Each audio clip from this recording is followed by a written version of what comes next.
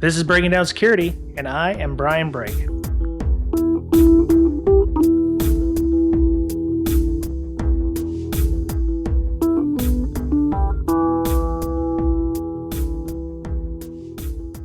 Welcome back, listener. This is Brian and Mr. Betcher, as always, for Breaking Down Security.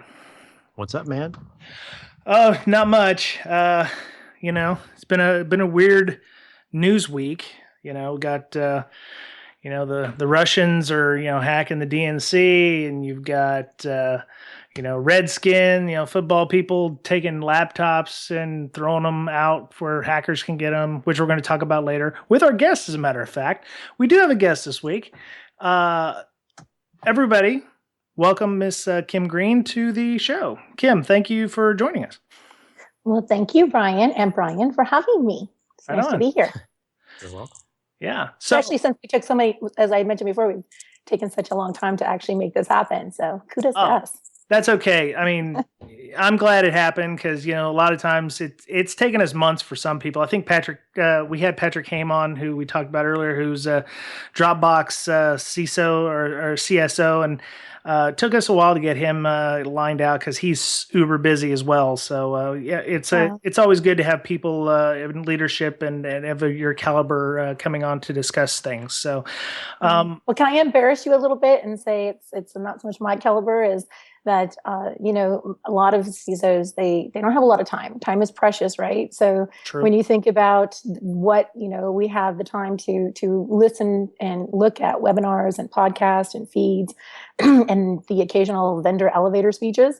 So when, I find something worth listening to or reading, I'm quite devoted. And I have very much enjoyed your podcast for a long time. Now, come on. So, no, it's true. That's how we actually met, because I think I made a comment on one of your last guests. Okay, the check's in the mail. The check's in the mail. That's cool.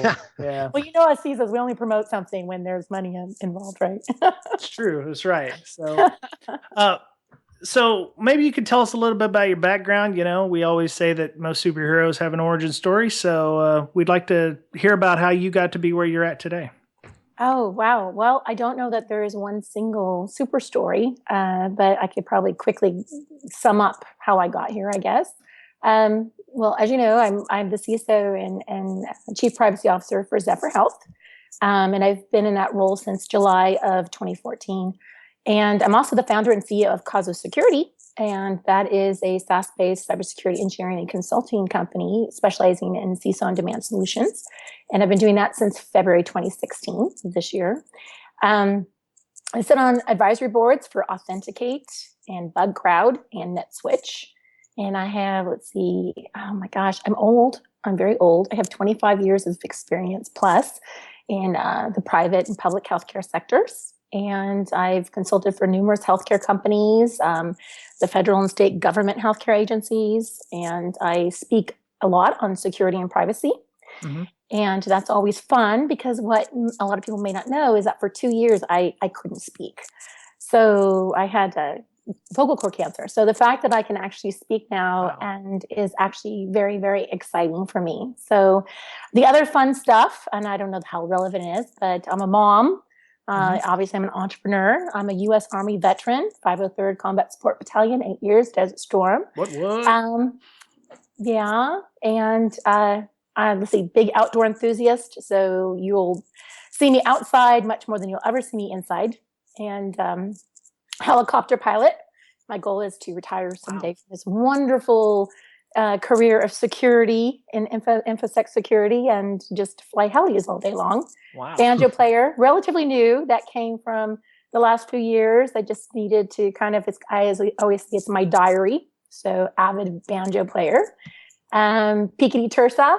That's a Filipino martial arts that I've been into for the last decade or so, but haven't just kind of took it back up the last year and a half. And lover of Pisco, big time. And that's pretty much it. So that's it as far as who I am, and how I became into security is a little bit different. After I got out of the military back in the early 1990s. I retrained. I was initially an ammunition specialist, so explosive ordnance disposal, and I retrained as a telecom specialist in the Army Reserves. So how I got into that and how I got into computers was I was a telecom specialist and started working for several companies in telecom, eventually moved into desktops and kind of worked my way up. I made, CIO of a healthcare organization in Boston by the time I was 33. I taught network engineering for local colleges. And I think how I got into the security aspect is back in the day, very few companies actually assigned the role of security to an individual. It was very decentralized. And as a CIO, that role was mine. I was the CISO, even if that wasn't really the name that we would use. And so I've always had a passion for computers and network engineering. And security. It's always just been a part of me. I've been blessed because I have I understood ones and zeros, and that's kind of how I got into the business. And what has motivated me and has kept me going is that I know this might kind of sound strange, but it really hasn't been about my own achievements. It's been about helping others. And I'm a big evangelist in helping other people grow in security and IT careers. And I have a cute little story and you might want to hear. And that is back in the day, I was teaching a network engineering class. And I used to get very disappointed because I never had any women in my class. And although I was very used to not having women in the workplace, or even when I was in the military, I always got very excited when I would get a woman in my class. So I remember one time I had this woman, her name was Karen Waters. And I hope it's okay that I use her name. Well, I guess I'll have to ping her after I'm done with this. And anyways, I was so excited. I had a female in the class. Yay. And I remember afterwards, I could see I was losing her. And so after the class, I asked her to come up and I said, how'd you enjoy the class? And she said, it was okay. And I said, well, will you be back next week? And she's like, I'm not sure. And I said, well, was there something that, you're having a hard time understanding? And she said, yeah, actually, there was one part when you started talking about RJ45s and RJ11s, and I don't know what those are. And she was very serious, and it was really, really disturbing to see, that I might lose her. And I said, okay, well, what's your concern? And she said, well, I don't know what they are. And when you were bringing them up, all the men in the class really got it. They understood it. They were talking about it. And I just don't understand. Well, back then, it was very common for IT professionals to carry crimping tools because we made our own patch cables, right? Oh, yeah. So I remember going to my bag and getting out my an RJ45 and RJ11 and holding them in my hands and coming back to her and saying, and telling her about how wonderful my career in IT and security has been. And I really know that if she just hangs in there, that she could also have an amazing career, and that most of us do not learn all at once. It's, we don't understand. Oh, wow, we get it. I said, so all I'm going to ask is that you keep hanging on and please come back to class. And I opened up my hand and I pointed to the two little pieces of plastic and I said, Karen, this is an RJ45. It goes on the end of a data cable. And this is an RJ11. It goes on the end of a telecom cable. And I handed them to her. I said, please do not let two little pieces of plastic ruin what can be an amazing career for you. And I said, and by the way, if those guys in the class knew anything about RJ45s and RJ11s, they wouldn't have spent 20 minutes talking about it. Yeah, exactly. So anyways, the story is that Karen Waters is now the VP of security for the largest steel corporation in the United States. Nice. So, that's when I look back at my career, those are the moments I'm going to remember. And I have several of those stories, believe it or not. And those are the things that I think have kept me impassioned about my career and putting myself out there. Very cool. So it was a little long story, but hopefully enjoyable. Well, Kim, I'm glad you got your voice back because that was a very good story and inspiring, right? Yep. And wow. Yep. Yeah. So I'm gonna let Mr. Betcher go off, but the reason I found you and you, other than reaching out when I was doing my research, is you're one of the first organizations to start a bug bounty program. Mm-hmm. Yeah, I don't want to ask the question, Mr. Betcher. You've got the first question on this. Okay. How did that start? How did that start? Well, interestingly, there were several reasons how that came to be. And one of them was, and I know that this was actually something that I think, Brian, you were interested in talking about, which was the BSOM. I think you found that on the internet and how Zephyr participated in the BSOM study. And so it kind of starts from there, actually. We participated in the BSOM study, which is it's an acronym for Building Security and Maturity Model, for those that aren't aware of it. And we participated in that. And for me, how we came to participate in that is that I find it personally to probably be one of the easiest frameworks for benchmarking organization software security initiatives. So, and I've worked with Sigil for years in regards to employing them to conduct security architecture reviews. And I think they've even filled a few SSC or SSG roles when I was at Bosch. And so I had a lot of respect for them as an organization. I trusted their products and services that they rolled out, including the BSOM.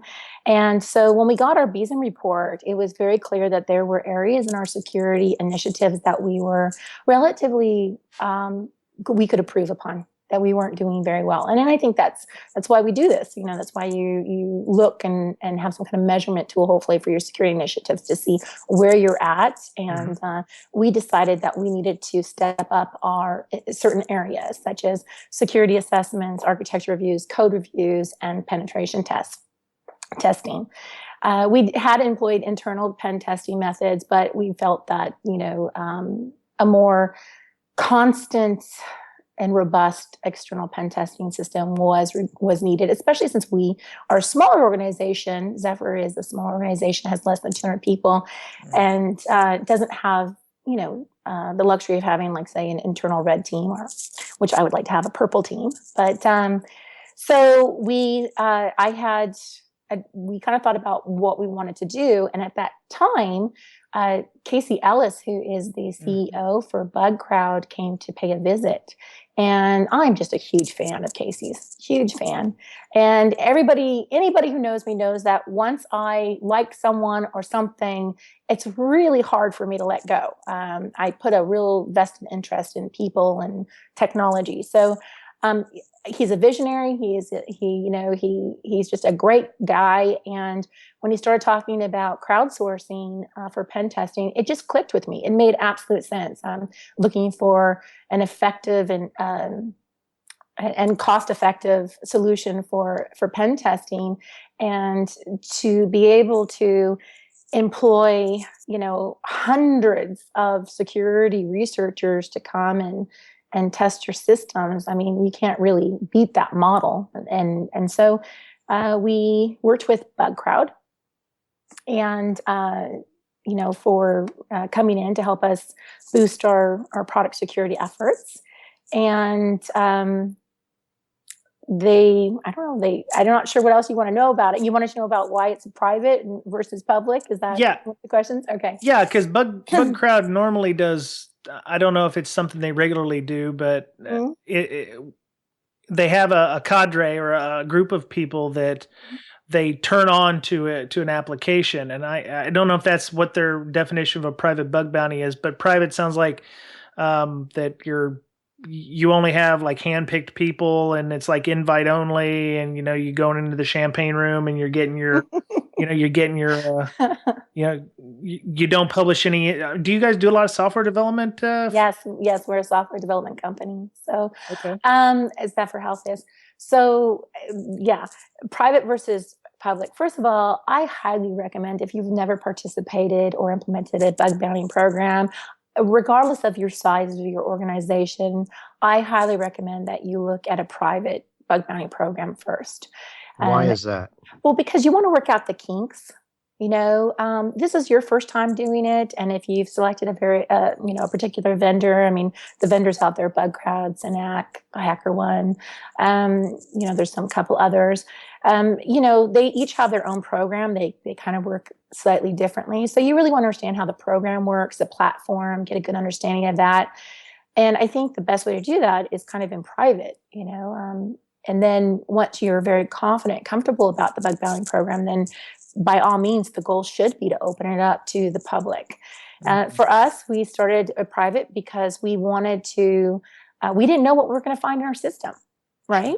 I mean, we know there's stuff in there. We didn't know what we were going to find. We didn't know what they were going to find. And we wanted to make sure that whatever they found, we could address in a timely manner. And there's always that fear, well, what if we can't? And, we have the same fears as anybody else who's starting out. Bug bounty is relatively new, and there's a lot of people out there that have very strong opinions one way or the other. I have a very strong opinion that is very favorable for crowdsourcing technologies, but I know a lot of people don't. And part of the concern is, well, how do you know what they're doing when they're in there? And well, there are means of monitoring. They require other tools, but you could monitor. I mean, technically speaking, you could monitor their activity, not with the platforms that I think that the crowdsourcing vendors provide, but with other tools, other third-party tools, if that was really important to you. But so there's that, and we just wanted to get comfortable. We want to get comfortable with the security researchers and the quality and all that good stuff. So we did keep it private, and I got to tell you guys, it was hands down one of the best experiences I have ever had in my career. The people are amazing, and the security researchers, the quality of them are top notch. They really are. And certainly there's probably going to be a few out there, bad apples. Maybe they aren't that good, but you know what? You can find those in traditional consultancy companies. You can find them in-house. So that argument to me is moot, to be quite honest. And I really love the fact that there's this sense of competitiveness, this I don't know, esprit de corps kind of thing too, where they all recognize they're a part of a very unique group and community. But at the same time, there's this competition amongst themselves to be the best. And I really like that. I like that model. I like that gung-ho kind of attitude. So, and they came in and I can't say the name of the organization, but we had hired other companies, another third-party company to do pen testing. And while they did find some stuff, they didn't find the P1s that were found by BugCrowd. Sure. So that's kind of a big deal. Sure. And that, by the way, that P1 was significant enough that had it been exploited, it would have brought us down. And no one knew it was there. I mean, how can you know? You just don't. No matter how many times you look at something, I can assure you're going to miss it. So having so many people look at it, hopefully they're bound to find more things than you ever possibly could in-house. Yep. What's a P1? Is that a priority one, or? Yes, I mean that. I don't think it's every organization is probably slightly different, but the general term amongst vulnerabilities, and when you're dealing with critical vulnerabilities, is a P1, priority one, something an organization usually wants to take care of immediately, because in essence, it doesn't get worse than that. It means they have compromised your system in its complete entirety. And how do I say this politely? They own you. Total ownage, yeah. They own you. Unauthenticated RCE, pretty much, to the kernel. Yeah. So one of the downsides of bug bounties is there could be so many false positives, and the effort to disprove a false positive is exponential compared to the effort to find a false positive, right? For lack of a better term. How do you get around that? Okay, well, actually, that is one of the reasons why crowdsourcing vendors are really taking off and doing and are so popular right now, because a lot of organizations who implemented internal or in-house bug bounty programs, we're having to deal with these issues of all this noise, triaging all these submitted vulnerabilities and then just all the noise around it. It's a big burden, administrative burden. And so thus was born crowdsourcing vendors. and creating the platforms in which they themselves are doing the triage. So when the vulnerabilities are submitted, they're submitted, in our case, they were submitted to BugCrowd. BugCrowd then, they have an incredible in-house security engineering team, and then they look at the submission, and they themselves, it goes through, again, a validation process. And if they think that, this sounds like it is an issue and it's real, then they forward that to us. So they're cleaning it up. We're not looking at it. So, and I can tell you it works, because for every submission that got through to me, I would say, I remember going to Black Hat last year and listening to, was it LinkedIn, who was talking about their internal bug bounty program, and they had a lot of noise. And for every, one legitimate or valid submission, there was like 5, 10 that weren't. And that wasn't the case with us. For every valid submission, maybe we got a few that were, not valid. We didn't get any duplicates, which was really nice. So they really did a good job on that. Very cool. So did they exploit them? No, that's really up to us to do that. What they have to do is, obviously BugCrowd doesn't have access to our system, so they're not actually going in and exploiting it. But the security researcher has to be quite detailed in their submission and their report, so that when a bug is submitted to us, a vulnerability is submitted to us, that our in-house team could then, try to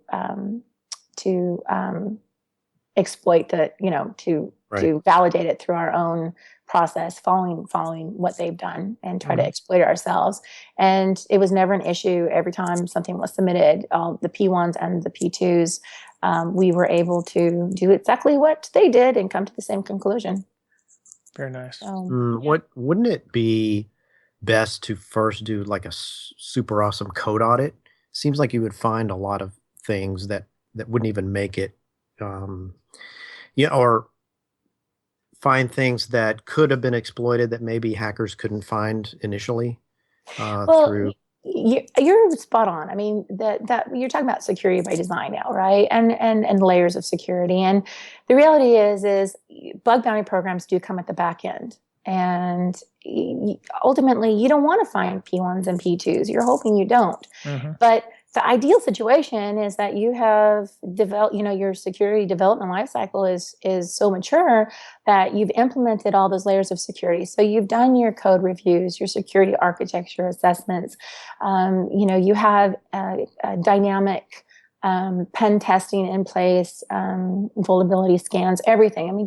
You name it all, and it's all there. And it's being done. And as bugs are being found, they're being fixed. And at the same time, you're training your coders and your programmers, your engineering team on, what they found. And this is how you, code against it, because you don't want to see this same bug repeat itself over and over and over again. And that's exactly what's going to happen if you don't retrain your coders and your programmers. So what you're saying, what you're suggesting is absolutely correct. But here's the thing. Most companies are so far off from that, because we're still, the majority of companies that are software company, development companies, they're startup companies, or they're small businesses. And they haven't really understood yet that security is just, in my mind, a subset of quality, and they haven't quite understood that. So their focus is still on functionality and features. And sadly, when I interview software programmers today, especially the ones coming right out of college, because I am part of the interviewing process, I will ask them very basic questions such as, what does secure coding mean to you? And they don't know. They don't even know what I'm asking. Yeah. And it's frightening to think in this day and age that we are producing a bunch of programmers that don't know what that means. And so if I say, I could mention the word OWASP to them and they have no idea what that is. So we have a long way to go before we can, just say, well, wouldn't it be great if we did all these other things? Because ideally, those are the things we should be doing. And yet it's going to take a long time before we get there. And that's all part of the security maturity model of that's implemented in an organization. Yep. So the advice from you might be, you want to start a bug bounty program, or you want to hire one of these firms like BugCrowd? Well, have you ever done a code audit?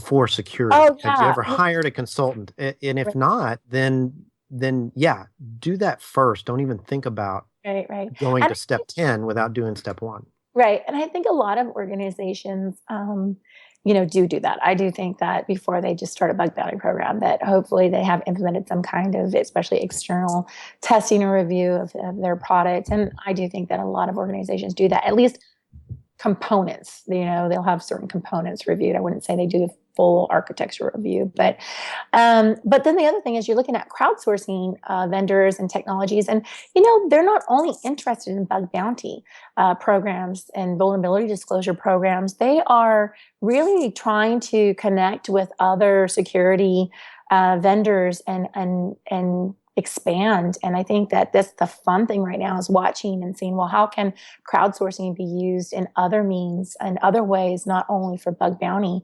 And I think we're going to see a lot of new things come about, a lot of new services that are going to be provided by crowdsourcing vendors that will address some of the issues in the beginning of product design and not towards the back end. Yeah, so they're going to start swimming upstream, is what you're saying. Absolutely. And if they don't, well, I'm going to be upset because I sit on the board for Bug Crowd, and I want to see them do some amazing things, and I know they can't. So, well, that's cool. That's actually, talking about software security, that's kind of a good segue to our next little topic we wanted to talk about.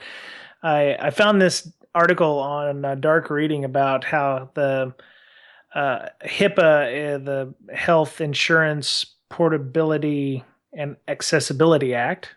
Accountability. Damn.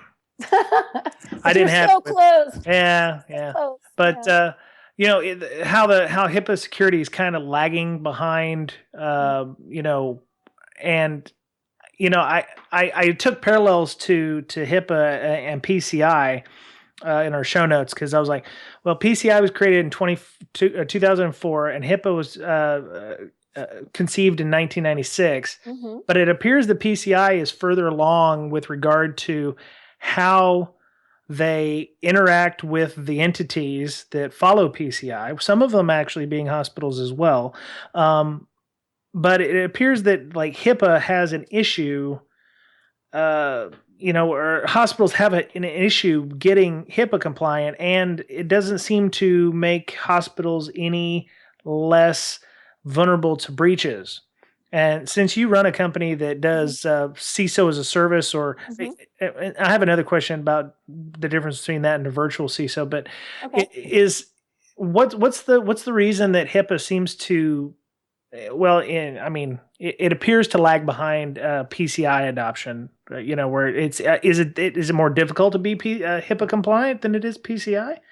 No, that's my own personal opinion. Yeah. But there are so many factors to consider, Brian. The question you are asking is like the age-old question, and there are so many things that I can respond to, and I will try to do that. First of all, we need to understand that when HIPAA came into place in 1996, there was no enforcement aspect of that law. So it was kind of the honor system. And it was, hey, healthcare industry, we want you to comply with these various security and privacy, or security safeguards and privacy components. And for a long time, you could get away with not doing it because there was no enforcement agency that was out there auditing. Mm-hmm. Even though there was a criminal and civil liability aspect applied to it, so that if you were found guilty or you were prosecuted and found guilty as an organization or individual, there was a penalty, published penalties for those, but there still was no enforcement agency. And that all changed in 2009 with HITECH. Mm-hmm. And when HITECH came out, which I'm trying to remember, what does HITECH stand for? Health Information Technology. It was part of the American Recovery and Reinvestment Act.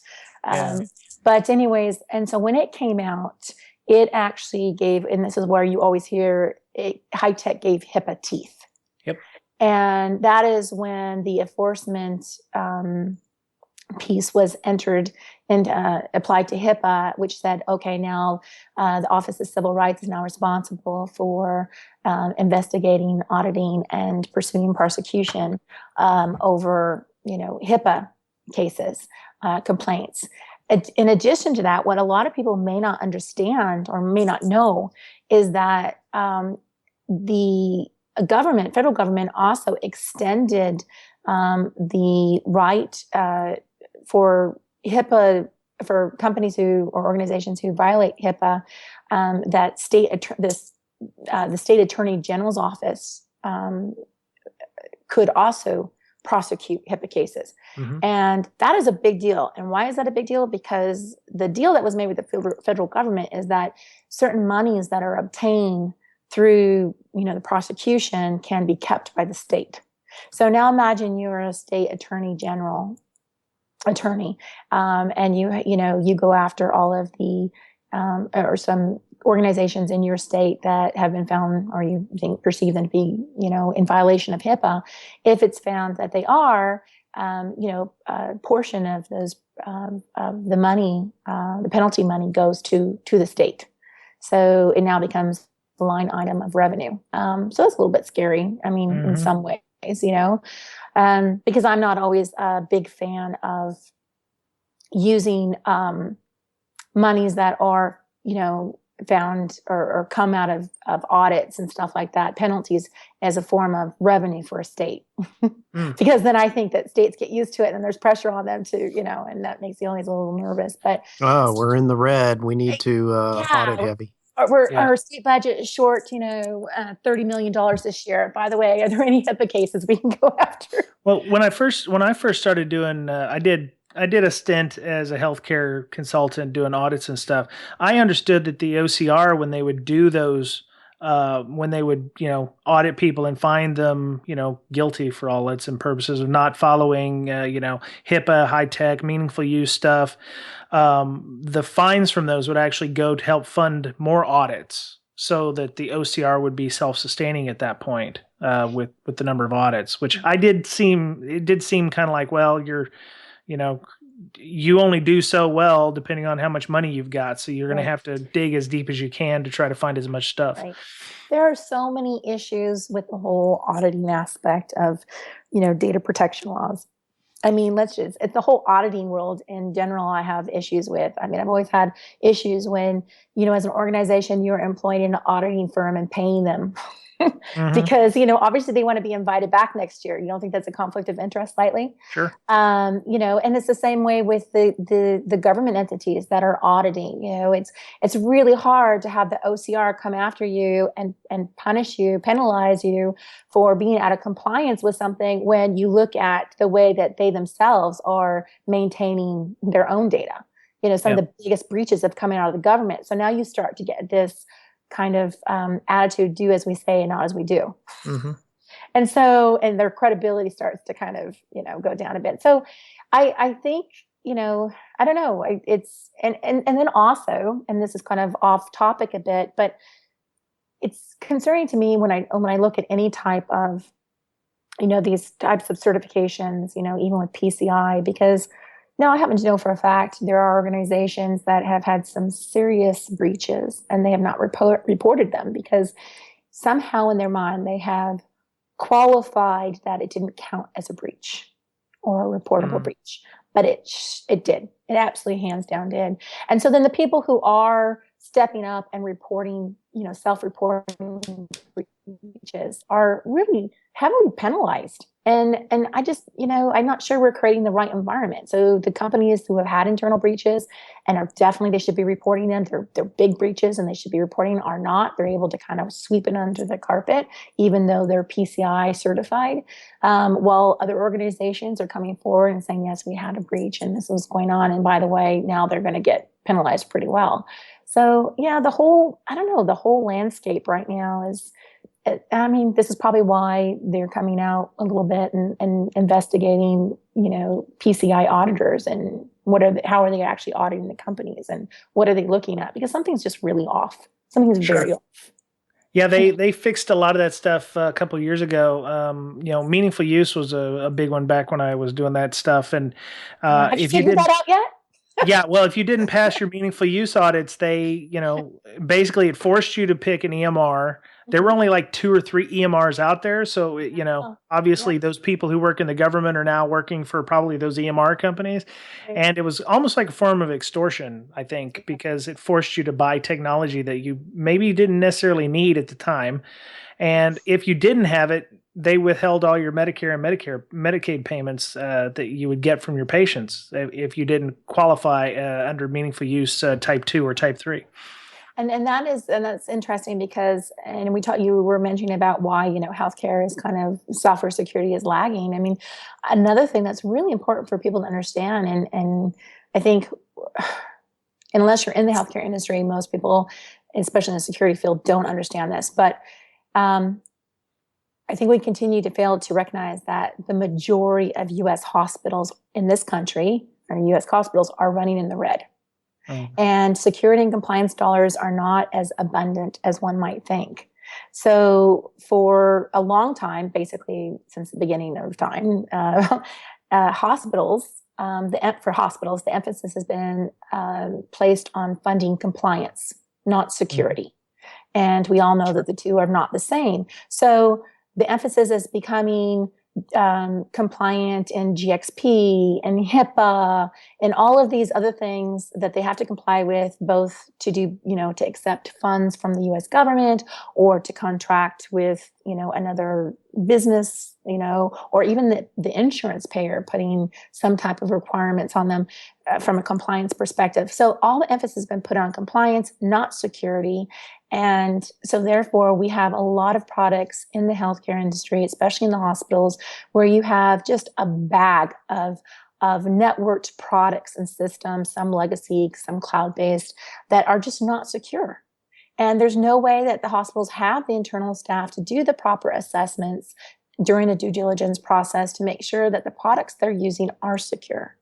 So it's just it's another almost sick cycle of, why we keep blaming hospitals when the reality is, come on, we need to start looking at ourselves. We have as citizens, we have there's an accountability aspect for us as well. We're not, if your hospitals are running in the red and then you're shaming them for not being secure, something's wrong there. Do you think some of the onus falls upon device manufacturers and like my wife had to go to the hospital about a year ago, and I'm pretty well up on what's going on with devices and vulnerabilities, and I sit there and she's getting an IV, and the infusion pump she's using is the one that was just in the news about having an open telnet port and unauthenticated access. Do you think that hospitals should push back on device manufacturers and go, okay, we can't be secure unless your stuff is secure? Should hospitals? I would assume they have the power since they're the ones buying the product. Yes and no. Okay, so this comes back to another reason why software security is lagging in hospitals. When you talk about healthcare providers, okay, for a healthcare provider, their primary purpose, is to treat a patient, to deliver health services, right? Sure. So if you are an ER doctor and, their priority is to save a life, and that means in some cases seconds. And to be quite honest, at that moment, they could give a damn about security. And that is the mentality in a hospital.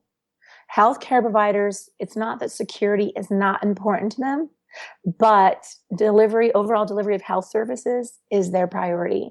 And the two just don't always align very well. So that has also been a reason. So if you're asking the hospitals, which are staffed with healthcare providers who are ultimately making decisions about the products they want to use, they're usually basing their decisions off of how does this increase our performance for delivering health services, not how secure is this product. So you're probably asking the wrong people to push back. What needs to really happen, and not to mention, again, you're talking about hospitals that are not very well funded. So really, I think that the commitment needs to come from the manufacturers themselves. And I think a lot of that comes from, I kind of have a saying, and I used to always say this, cybersecurity also means being a good cyber neighbor, right? And as we're moving into the cloud, there's just not enough tools right now out there to really be able to validate the security of some of your vendors. It's still very trust-based. You still get that 100-question, Excel spreadsheet. Fill this out. Are you secure? Throw us some of your policies and procedures. Maybe show us your last vulnerability scan. But other than that, it's very, very, very trust-based. And so it's very easy to sit there and tell someone that you're secure. And the only way they find out you're not is when all of a sudden, you have a breach.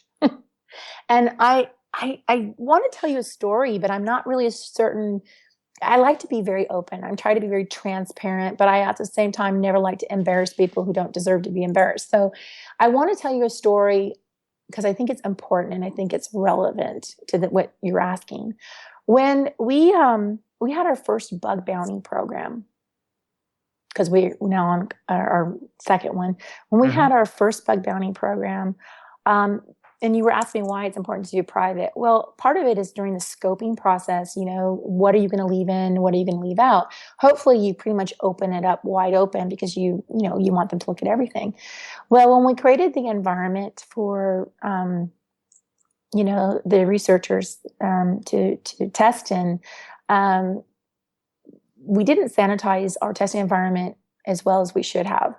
And in that process, somewhere there was a hard-coded reference to a third-party vendor.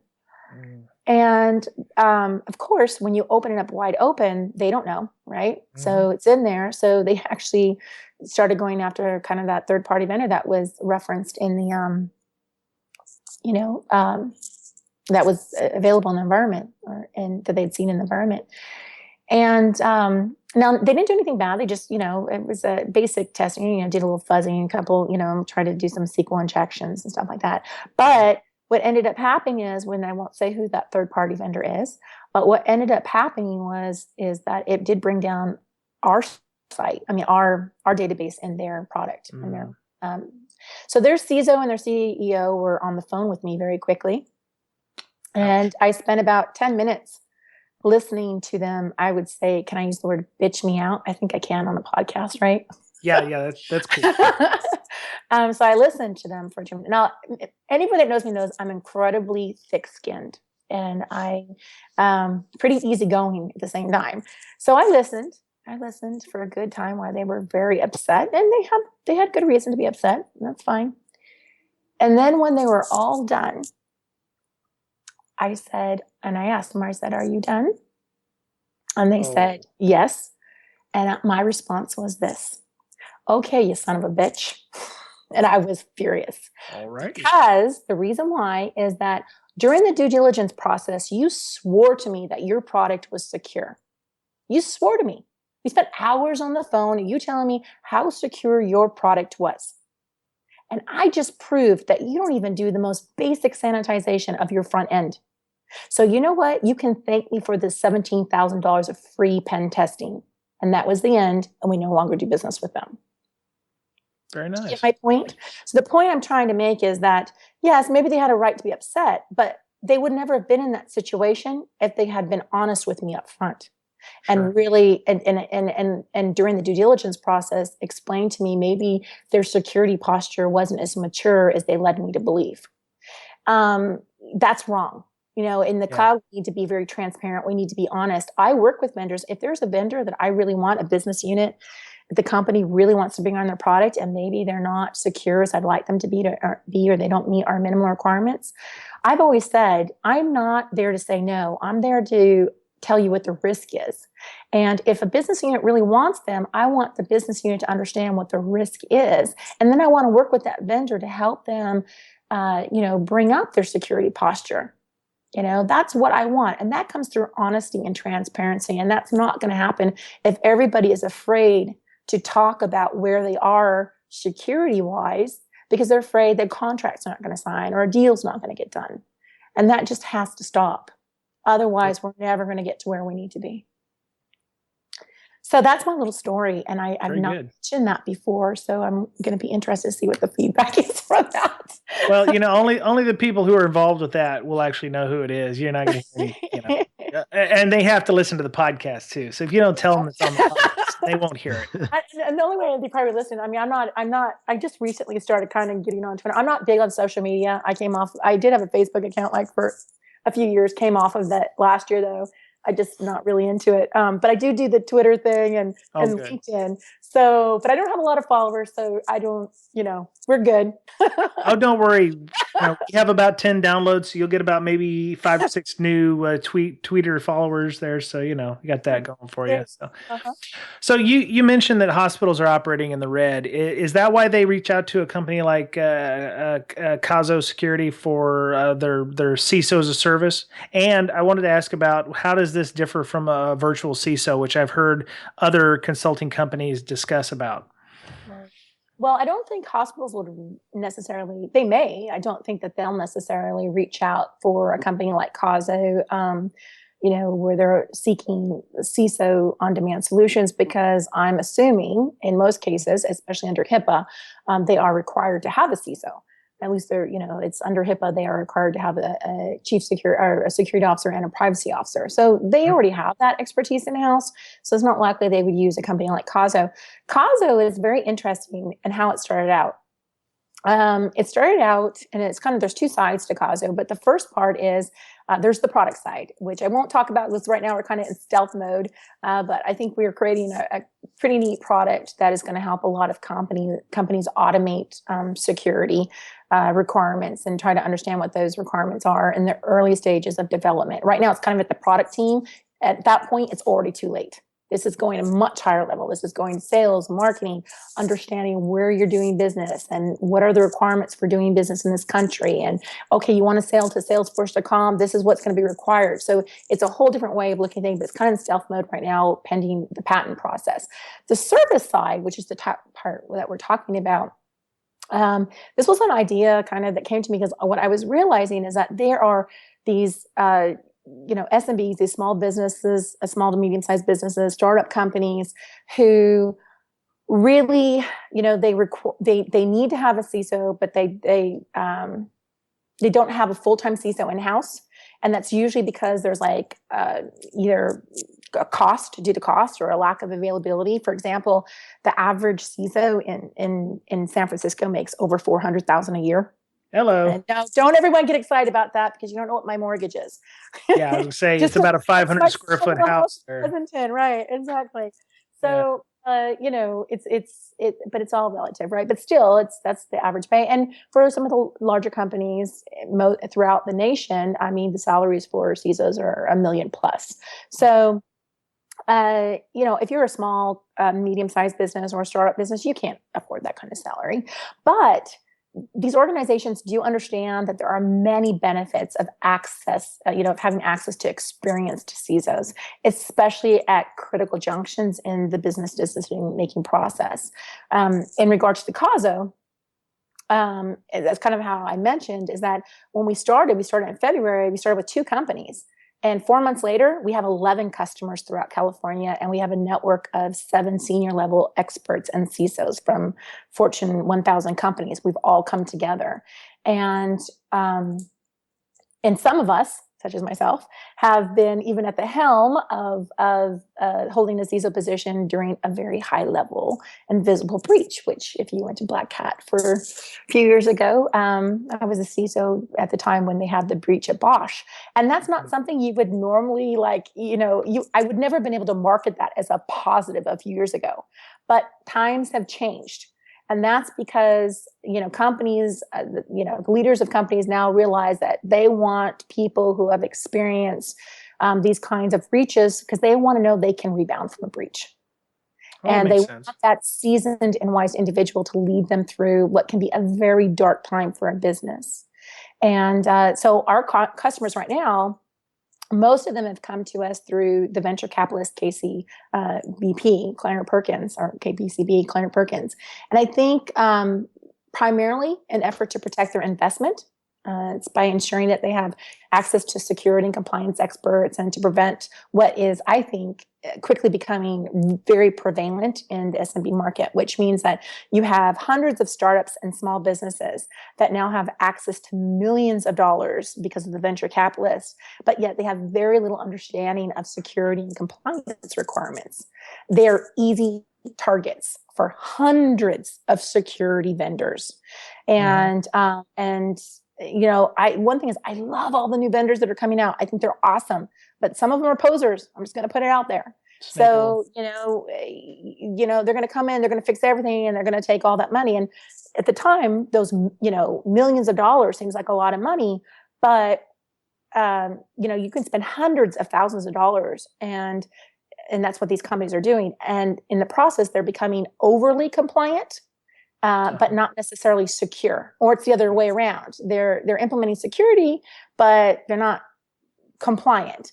And the balance is key. And startups and SMBs struggle finding that balance. And the role of security and compliance is usually assigned to the most technical person in the organization. And that's a costly mistake. The result is, because usually there's going to be a fast burn rate of their security dollars. There's still going to be a lack of confidence in their overall security and compliance posture and their ability to deal with real cyber threats. And I can guarantee you there's going to be an increase in security debt, especially if they're a software or a manufacturing company. And I can give you examples of why, and my company is not the only company that's taken off. I have networked with 3 to 4 other CISO on demand providers, Lou Raban, Kip Boyle, Jean Leboff. We've all coming together to do this because we are passionate that we want to help companies be secure without them being taken advantage of. And I'll give you an example. One of my clients,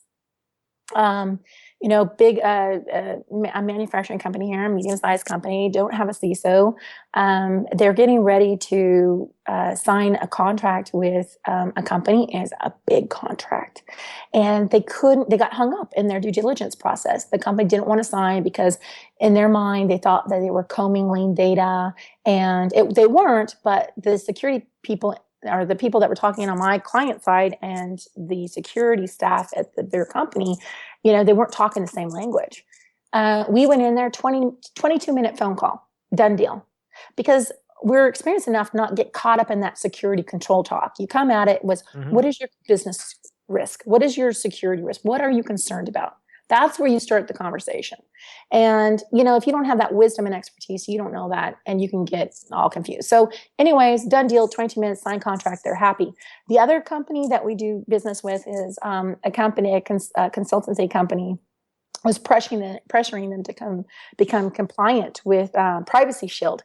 And if you know Privacy Shield, that is the proposed regulation or proposed program for replacing Safe Harbor. Well, the thing is, it's not been approved. It's not been adopted. And I can tell you, because I have an immense amount of experience with European data protection laws, especially in Germany, it's not going to come into play anytime soon. And I think I probably won't pass the European Court of Justice. So to come in and put pressure on a company saying you have to comply, and have them spend $100,000 to become certified in a framework that isn't even adopted, talk about may never be. That may never be, was just really disturbing. So I said, no, stop. No, you're not doing that. The other one was a company that recently became SOC 2 certified. And I said, and I remember during our interview when we were talking, I asked them, well, which trust service principles did you become certified in? They couldn't tell me. So here's a company that just spent $100,000+ getting their SOC 2 certification, and they don't know what they got certified in. So something is very, very wrong here. So why is the CISO on demand really important? Because we're going to come in and we're going to help you implement the security programs. We're going to help you decide on which third-party security products and services to use, such as external pen testers, security assessments, managed security services, security audit and certification providers. We're going to help you. Why? Because we've been using these guys for years. We know who are the quality providers and vendors and who are the ones that maybe you should stay away with. And we're not afraid to express that opinion because we're old. Well, there you go. There you go. So there you go. Very nice. It comes back around to that, huh? It sure does. It comes to get We've to a got certain experience. Like, you know what? I'm sorry. This has been my experience with you. So, yep. You know. Well, it's very nice. Yeah. So, I mean, you said these are CISOs. Are these people are actually working CISOs at their own companies, and you just bring them in an advisory role?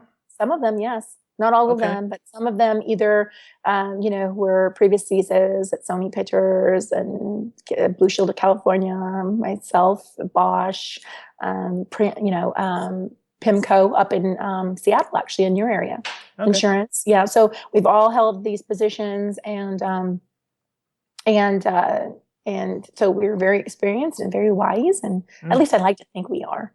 I mean, I hope that doesn't sound egotistical. That's not the point. There's a difference between, experience and wisdom. And I like to think that everything that we've been through combined as a community, CISO community, we have an immense amount of wisdom. That CISO from Sony, that person's got some thick skin. I can tell you that right there. So we're all going to make a difference, and we're proud of this. And obviously business is just taking off like crazy. I mean, who would have thought? I mean, I had no idea it was going to go this well, to be honest. And so we're excited about that. And the CISO networking group is getting larger by the day. We have 2 new CISOs that just came on board today. And so we're all working together to make the world a better and more secure place. Well, that sounds sort of ideal, depending on the situation, because this CISO for hire thing, that could make or break a company's success. Absolutely. If they make a wrong decision near the beginning of their, And they always do, Brian. They always do, because I remember when I came on board, I remember during one of my first meetings, I said, where do you think, asking everybody in the company in one of our meetings, where do you think security starts? And someone then would say, well, with the developers, engineers, some would say product. Some would say, I said, well, you know what? It starts in the marketing. It starts in that area of, okay, who are you building a product for? Who do you want to sell your product to? Who is our audience? Yes, because if you don't understand their security requirements, then it's a problem. And I'll give you an example. A lot of these startup companies, they have a very high, very low tolerance, very high risk tolerance. So they're willing to take maybe some shortcuts or maybe not implement all the security requirements they can because the money is not necessarily there, and they'll make up for it down the road because they haven't quite understood security debt yet. So their mindset is just build the product and get out the door. But what they don't realize is that they don't understand their customer, such as, okay, and I'll give you an example. So, and this is not to say this is the case with Zephyr, but this would be a good analogy. Zephyr is a relatively young company. Okay. And there's no reason why they wouldn't have a high appetite for risk, because that's the norm for a company that size. But they're doing business with life science companies. Their customers are Genentech, Medtronic, and those companies have a very low tolerance for risk. So when you go through the due diligence process, which you will go through, at the 11th hour, and let me tell you, when I was the CISO at Bosch, I killed a lot of deals because of the fact that they didn't meet our minimum security requirements. And it was sad, but we had a low tolerance for risk. So that was it. So you get there and you're so excited. You spent 9 months in the sales cycle and you can't wait. You're going to cut the deal. And all of a sudden, sorry, you don't meet our minimum requirements. So we can't sign a deal with you. Well, you should have known what their requirements were before you got to that stage. And so our thing is helping marketing and sales team develop the marketing collateral that they need to understand security so they can have that conversation at a high level. Our marketing and sales folks should not walk into a sales call or meet with a customer or potential customer. And when the customer says, so how do you do security? And it will come up in the first hour that you've met. And they look at you like you have a third eye. So that should no longer happen anymore. You make them more than booth babes. They actually need to know something. That's right. Absolutely. Right on. Absolutely. So we've gone through a lot of time here. I want to get to the Redskins laptop thing only because I mentioned it at the beginning of the show. I went to the ISSA meeting up here in Puget Sound last night, and I hadn't even heard of this. And I didn't even know that the NFL has issues with that kind of stuff, with health data contained in laptops. So the story is that this trainer has player data from any player that has gone to the NFL Combine, which is they show their skills off pre-draft to make themselves look better for the upcoming draft. And so this trainer for the Redskins had his laptop, some removable drives, a couple of thumb drives and stuff in a bag in his car in DC, and it got taken. Mm-hmm.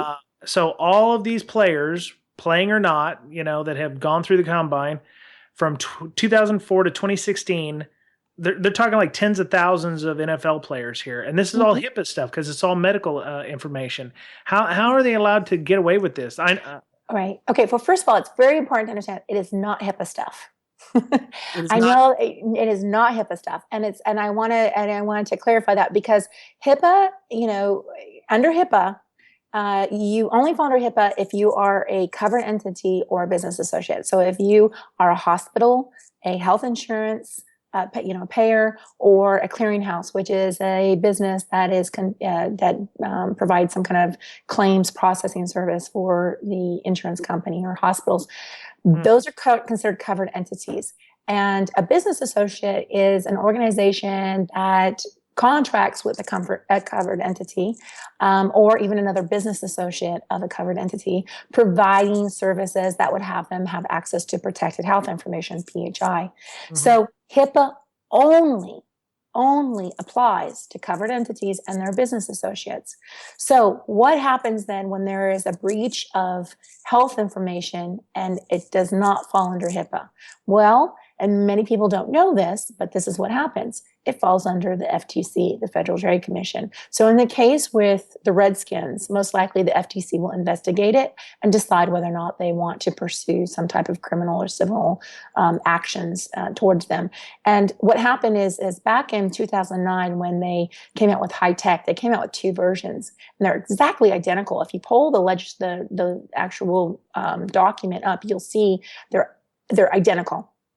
Almost word for word, but there is the high tech. There's a version for FTC, and there's a version for the HHS, Health and Human Services. And so under HIPAA, the HHS version is applicable, and anything that's not any breach of personal information that sits outside of HIPAA, it falls under the FTC.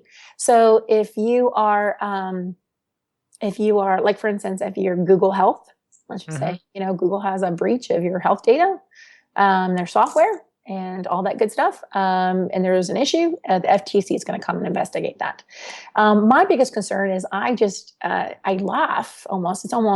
It's not a funny issue, but it's just mind-boggling to me that so many companies can be so easily taken in when you have all these companies out there. There's software companies, container companies, all this stuff that are saying they're HIPAA compliant companies. They're not. They're not. Yeah. Okay. Yeah. And that's just really getting my goat, to be quite honest, because, this comes back to that whole thing, being a good cyber neighbor. If you're selling your product, saying you're a HIPAA compliant product, but you clearly don't even know what that means, then there's a problem, because you should be able to know, whether or not HIPAA applies to you or not. And so that's kind of what's going. So I would imagine the FTC will investigate that incident and determine whether or not charges need to be brought against the Redskins. And is it very similar to how HIPAA is now, where they could several $1 million of fines or and they okay. Mm-hmm. But HIPAA is a little bit scary, and that's under high tech. But HIPAA can be even scary, and this is a little fun fact that a lot of people may not know. There are two data protection laws in the world that will hold an individual directly, or can hold an individual directly responsible for a breach that's found to be negligent, or a negligent breach. So if I'm a company, if I work for a hospital and I'm their chief security officer, and there is a breach in my hospital, And it's found that we did not employ, what would be considered the, minimum security requirements. I can be held personally responsible, both criminally and civilly, and cyber insurance will not cover that. So when you when you're looking at, where does your CISO sit, you better make sure that she or he sits at the very top, because they can go to jail for you. And I hope everyone that works at a hospital or a health payer or a clearinghouse understands that. And the only other company or the only other country in the world that will hold an individual directly responsible is in Singapore. Wow. And then there's one country in the world that actually has a law that prevents that from happening. So you cannot hold the designated CISO or privacy officer directly responsible for a breach. And you'll never guess what country that is. The U.S. Britain? No, because remember, U.S. is one of the countries that says, right. We're going to hold you responsible. Forget the fact that you sat 3 layers deep in your reporting structure. You're responsible. Well, in that case, I'd say Britain. No, actually, it's Germany. Germany? Yeah. And the BDSG, which is their national data protection regulation, it states that you cannot, in the case of a data breach, you cannot hold the designated CISO directly responsible. There you go. So so it's just a little fun tidbits there. Very cool. Of information. Okay.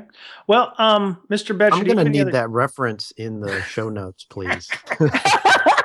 Okay, so the two laws that hold CISOs directly responsible are HIPAA and the data protection regulation out of Singapore. Nice. So HIPAA for the U.S. and data protection regulation in Singapore, and the BDSG. And please, my German, even though living there for 6 years, we think it would be better, but it's not. It's a very long German name. We'll just call it BDSG. Actually states that you cannot hold the CISO directly responsible. Right on. Yeah. So, Mr. Betcher, you have any questions for Ms. Green? I have tons of questions, but well, I think we probably have her back. I ask a three-word question, and she talks for 20 minutes. That's awesome. That is awesome. Like I said, I'm taking advantage of the fact I can talk now. So there you go. I don't know if that's probably, I feel bad for the poor souls that have to listen, I guess. No, there's a lot we could talk about with healthcare and with, developing security and maturity. We did a BSIM report on that. I just didn't connect the dots that you guys were involved with that at the time. So that was interesting. So the BSIM is something I find it very valuable. I highly recommend it. In fact, when I was in Portland talking at a conference last month, I think there's like 150 attendees, and I talked about the BSIM and how we're using it, and they were so interested. And I've gotten so many emails on wanting trying to better understand software security initiatives and using the BSIM to benchmark that. And I still think it's one of the better tools out there, frameworks out there for measuring your software security initiatives. So very well done. Okay. So Ms. Green, how would people get a hold of you? You mentioned Twitter earlier, but how would they get a hold of you if they wanted to further discuss, maybe get involved with CISO security, or, maybe leverage your services? Okay. Well, I guess you probably post this, so you can definitely, I'll give you my contact information and you can post that there. But in the meantime, they can reach out to CISOsecurity.io, and there's contact information there on the website. And also you can reach me on Twitter. My Twitter handle is Kim1Green. Oh, good. And you are that Kim Green. Okay. Yeah, I'm Kim1Green. So I know I actually have had a few last names, so it's kind of funny. People are like, "Who are you this year?" I don't know. Oh. So, but you know what? That's how I stay very secure. No one can find me because my name keeps changing, right?